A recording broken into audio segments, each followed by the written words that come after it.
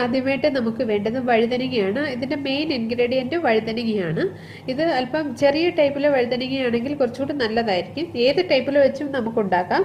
പക്ഷെ കുറച്ച് ചെറിയ ടൈപ്പിലെ ആണെങ്കിൽ നമുക്ക് കറിക്ക് കുറച്ചുകൂടി ഒരു ഭംഗി വരും. ഞാൻ എടുത്തിരിക്കുന്നത് 1/4 കിലോ വഴുതനങ്ങയാണ്.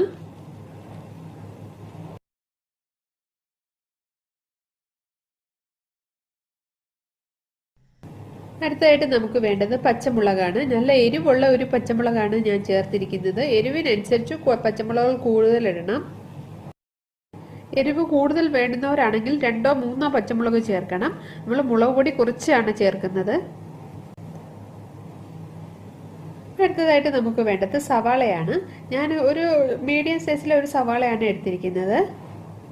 അടുത്തതായിട്ട് ഞാൻ എടുത്തിരിക്കുന്നത് തക്കാളിയാണ്. ഒരു തക്കാളിയാണ് എടുത്തിരിക്കുന്നത്. ഇനി നമുക്ക്